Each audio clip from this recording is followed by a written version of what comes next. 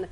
The new normal we are living now includes temperature screenings before you enter businesses. Ben mentioned that he had to do that. Sometimes you get screened before you go to work. The question is, as we bring in our medical expert, Dr. Cedric McFadden, does it work? Is this reliable? And so what about the temperature checks? Can we count on them? So to answer that question first, we have to first establish there are multiple ways you can take your temperature. Okay. And that may determine the answer that we're seeking to find here. Most of us have had the thermometer underneath our tongue. Sure. That measures our temperature as the most accurate way to do it. That temperature is certainly 98.6 degrees Fahrenheit, but it's not really practical to do that every time you walk to the dentist office or to the hospital. So most companies have been using that thermometer gun, which is like an infrared sensor that measures the internal body temperature. The big question is it accurate and does it work well? We find that the temperatures given from that particular gun or those types of guns are usually 1 degree lower than the temperature you'll get if you put the thermometer in your mouth. There's also a question about how close you are or how far away you are from the person. So if you're really close, if you're less than 3 centimeters, you may get a temperature that's falsely high. If you're less or more than 3 centimeters away, your temperatures may be falsely low. So it really depends on the person doing the check and also the person actually going through the exam themselves. And when it comes to the temperature screening actually helping stop the spread of COVID-19, does it? It can detect fevers in some patients that have COVID-19.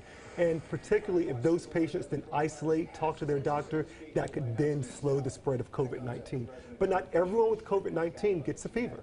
In fact, one study in New York looked at over 6,000 patients with COVID-19. Only 1 out of 3, only 30% actually had a fever when they showed up. Wow. So if you think about that, there's a whole nother 60% of people that would not have even been caught if that was the sole modality that you were looking for. Well, what about the number, the temperature? What number? Is there a magic number? Is there something you should take into account? Like you were saying, different devices read it differently and maybe lower or higher. So there is no standard. Again, depending on which business or which state you're in, those numbers may be different. But it hovers around 100 degrees Fahrenheit. In South Carolina, DHEC mentions on their website 100.4. And that's the temperature. But again, this is not a magic number, and your temperature varies by the time of day.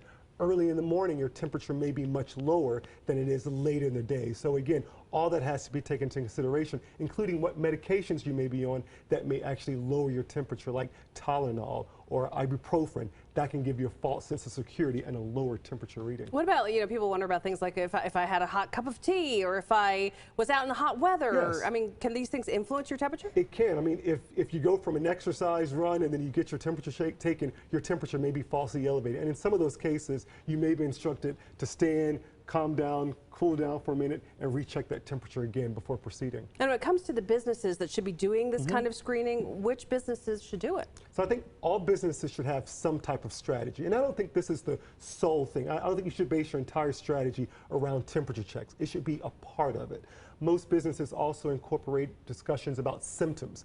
Are you having cough? Have you been exposed to anyone who's been sick or anyone diagnosed with COVID? So adding the temperature screening with those symptom checks and the overall way the patient or person looks gives you a better sense as opposed to a single isolated temperature reading. Well, as this is part of our new normal for now, yes. Thank you for explaining it and giving us some understanding, because it's important to understand this. Thanks. You're watching Carolina's Family at 4. We're coming right back.